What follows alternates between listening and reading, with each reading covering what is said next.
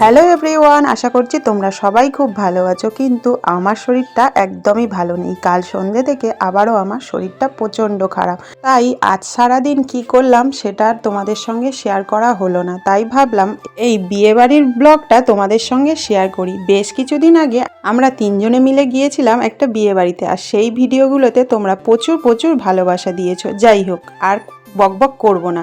দেখো, বিয়ে বাড়ি যাবো বলে আমরা তিনজনে কিন্তু রেডি হয়ে গিয়েছি, আর তোমাদের দাদা ভাই আর আমি দেখো একটু ম্যাচিং ম্যাচিং করে নিয়েছি। যাই হোক, আর এই যে শাড়িটা পরেছি এটা আমার ছোট ননদ পুজোর সময় আমাকে দিয়েছিল। তোমরা সবাই বলেছো শাড়িটা খুব সুন্দর দেখতে। যাই হোক, আর এখানে দেখো বিয়ে বাড়িতে আমরা চলে এসেছি। এসে বান্ধবীর সঙ্গে একটু দেখা করে নিয়ে তারপরে চলে গিয়েছিলাম স্টার্টারে। আর স্টার্টারে যা যা ছিল আর কি সেগুলো সমস্তটা খাওয়া দাওয়া করে চলে এসেছি। দেখো, তারপরে কিছুটা আড্ডা মেরে চলে এলাম হচ্ছে খাওয়ার জায়গায়।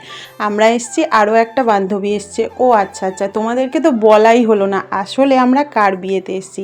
বিয়েটা ছিল আমার বান্ধবীর আর কি। তোমরা তো জানো আমার বেস্ট ফ্রেন্ড যে, তার জায়ের মেয়ের বিয়ে আর কি। তো দেখো ফাইনালি আমরা খাওয়া দাওয়া তো কমপ্লিট করে ফেলেছি, আর খাওয়া দাওয়া কমপ্লিট করে চলে এসেছি নিচে। আর নিচে এসে আরও কিছুক্ষণ গল্প আড্ডা সব কিছুই চললো আর কি। আর বিয়েটা না ছিল অনেকটাই রাতে, মানে প্রায় 10টা থেকে 10:30টার সময় মনে হয় লগ্ন ছিল আর কি। যাই হোক, ফাইনালি দেখো এসে যখন দেখলাম যে বিয়ে হচ্ছে, ভাবছিলাম চলে যাই, কিন্তু আবার ভাবলাম না, একটু বিয়েটা দেখেই যাই। বেশ ভালো লাগে, বেশ মানে এই মুহূর্তগুলো সত্যিই ভালো লাগে। আর আমার বান্ধবীও খুব রিকোয়েস্ট করছিল যে একটু থাকো, একটু বিয়েটা দেখে যাও। তো ওই কারণে আর কি একটু থেকেও গেলাম। আর ভাবলাম এই মুহূর্তগুলো একটু ক্যাপচার করে নিয়ে যাই, তাহলে আমার বন্ধুদের সঙ্গেও আমি একটু শেয়ার করতে পারবো। যাই হোক, আর এখানে দেখো প্রচুর মানে ফুল দমে পুরো আর কি ঠেলাঠেলি চলছে আর কি। আমার তো ভীষণ ভালো লাগে এই সব মানে মুহূর্তগুলো, যেটা সত্যি কথা। তো তোমাদের কার কার ভালো লাগে অবশ্যই করে কিন্তু কমেন্টে জানিও। তো যাই হোক, এটা তো বেশ কিছুক্ষণ চলবে এইসব নিয়মকানুনগুলো, মানে প্রত্যেকেরই আছে সেটাই। আর এখানে দেখো কি চলছে, দেখো মানে কতটা পরিমাণে ঠেলাঠেলি হচ্ছে।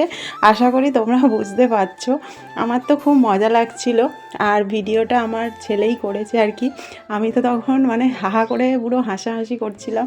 আমার না ভীষণ মজা লাগে এইসব দেখতে, সত্যি কথা। আর তারপরে দেখো চলে এলো মালা বদল, মানে 7 পাক তো ঘোরা হয়ে গেল, এরপরে এলো মালা বদল। আর অনেকটা রাত হয়ে গিয়েছিল, তাই আর পুরো বিয়েটা তোমাদের সঙ্গে শেয়ার করতে পারলাম না, কারণ প্রায় 11:45 বাজে আমাকে বাড়ি ফিরতে হবে, কারণ পরের দিনে আবার ছেলের ভোরের বেলা পড়া। আমার বান্ধবী অনেকটাই রিকোয়েস্ট করেছিল থাকার জন্য, কিন্তু আমি আর থাকতে পারলাম না। নেক্সট কোনো বিয়ে বাড়িতে গেলে চেষ্টা করব তোমাদের সঙ্গে পুরো বিয়ের ভিডিওটা শেয়ার করার জন্য। যাই হোক, আমার এই ভিডিওটা তোমাদের কেমন লাগলো অবশ্যই করে কিন্তু কমেন্ট বক্সে কমেন্ট করে জানিও। তো যাই হোক, তোমাদের সঙ্গে দেখা হচ্ছে নেক্সট ব্লগে। আর তোমরা সবাই ভালো থেকো, সুস্থ থেকো, আর এইভাবেই আমাকে সাপোর্ট করো, ভালোবাসা দিয়ে যেও।